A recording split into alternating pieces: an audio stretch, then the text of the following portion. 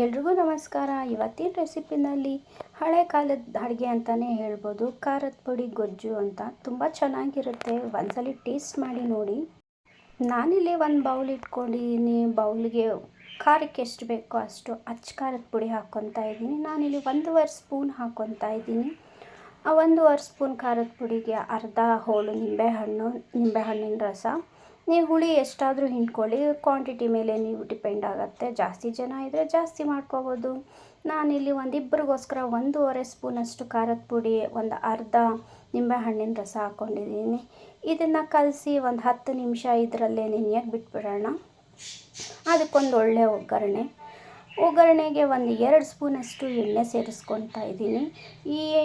ಈ ಒಂದು ರೆಸಿಪಿಗೆ ಒಂದು 2ರಿಂದ 3 ಸ್ಪೂನ್ ಎಣ್ಣೆ ಹಾಕ್ಕೊಂಡ್ರೂ ಚೆನ್ನಾಗಿರುತ್ತೆ. ನಾನಿಲ್ಲಿ ಒಂದು 2 ಸ್ಪೂನಷ್ಟು ಎಣ್ಣೆ ಕಾದ್ಮೇಲೆ ಸಾಸಿವೆ ಚಿಟಪಟ ಅಂದಮೇಲೆ ಒಂದು ಸ್ವಲ್ಪ ಕಡಲೆಕಾಯಿ ಬೀಜ ಚಿಕ್ಕದಾಗಿದೆ. ನಾಟಿ ಕಡಲೆಕಾಯಿ ಬೀಜ ಚೆನ್ನಾಗಿರುತ್ತೆ. ಸ್ವಲ್ಪ ಉದ್ದಿನಬೇಳೆ, ಕಡಲೆಬೇಳೆ ಇಷ್ಟ ಇದ್ದರೆ ಹಾಕ್ಕೋಬೋದು. ಇಲ್ಲಾಂದರೆ ಬರೀ ಒಗ್ಗರಣೆಗೆ ಸಾಸಿವೆ ಮತ್ತು ಕರಿಬೇವು ಕೊಟ್ಟರು ಚೆನ್ನಾಗಿರುತ್ತೆ. ಸ್ವಲ್ಪ ಇದಾದಮೇಲೆ ಬೆಳ್ಳುಳ್ಳಿ ಜಜ್ಜಿ ಹಾಕ್ಕೊಂಡ್ರೂ ಚೆನ್ನಾಗಿರುತ್ತೆ. ನಾನು ಉಂಡೆ ಹಾಕ್ಕೊತಾ ಇದ್ದೀನಿ. 1 ಹಿಡಿಯಷ್ಟು ಬೆಳ್ಳುಳ್ಳಿ ನೀವು ಎಷ್ಟು ಹಾಕ್ಕೊಂಡ್ರು ತುಂಬಾ ಟೇಸ್ಟಿಯಾಗಿರುತ್ತೆ. ಒಂದ್ಸಲಿ ಟ್ರೈ ಮಾಡಿ ನೋಡಿ ಈ ರೆಸಿಪಿನ. ನಿಮಗೆ ಅನಿಸುತ್ತೆ. ಜ್ವರ ಬಂದಿರೋರ್ಗಂತೂ ಇದು ಒಂದ್ಸಲಿ ಮಾಡಿಕೊಟ್ರೆ ಸಾಕು.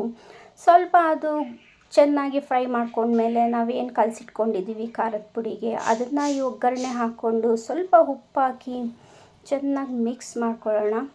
ಈಗಿನ ಕಾಲದಲ್ಲೂ ಇದು ಮಾಡ್ತಾರೆ ಅಂದರೆ ಖುಷಿ ಆಗುತ್ತೆ. ಆದರೆ ಇದು ನಾವು ಸ್ವಲ್ಪ ಮಾಡಿಫೈ ಮಾಡ್ಕೊಂಡಿದ್ದೀವಿ ಅಷ್ಟೇ. ಈ ಉತ್ತರ ಕರ್ನಾಟಕದ ಕಡೆ ಎಲ್ಲ ಬರೀ ಖಾರದ ಪುಡಿ ಸ್ವಲ್ಪ ಉಪ್ಪು ಹಾಕ್ಕೊಂಡು ಬರೀ ಅನ್ನನೇ ತಿಂತಾರೆ. ಅದು ನೋಡಿದ್ದೀವಿ ನಾವು. ಆದರೆ ನಾವಿವಾಗ ಹೇಗೆ ಬೇಕೋ ಹಾಗೆ ಸ್ವಲ್ಪ ಮಾಡಿಫೈ ಮಾಡ್ಕೊಂಡಿದ್ದೀವಿ ಅಷ್ಟೇ. ಆದರೆ ಇದು ತುಂಬ ರುಚಿಯಾಗಿರುತ್ತೆ. ಬಿಸಿ ಅನ್ನಕ್ಕಂತೂ ತುಂಬ ಚೆನ್ನಾಗಿರುತ್ತೆ. ಒಂದ್ಸಲಿ ಟ್ರೈ ಮಾಡಿ ನೋಡಿ. ಏನು ಕಲಸಿಟ್ಕೊಂಡಿದ್ದೀವಿ ಆ ಗೊಜ್ಜನ್ನು ಹಾಕ್ಕೊಂಡು ಅನ್ನನ ಕಲಿಸ್ಕೊಳ್ಳೋಣ. ಅನ್ನ ಕಲಿಸ್ಕೊಂಡಾದ್ಮೇಲೆ ಅದಕ್ಕೊಂದು ಸ್ವಲ್ಪ ಇದು ಪುಳಿಯೋಗರೆ ತಿಂದಂಗೂ ಇರಲ್ಲ ಅಥವಾ ಚಿತ್ರಾನ್ನ ತಿಂದಂಗೂ ಇರಲ್ಲ.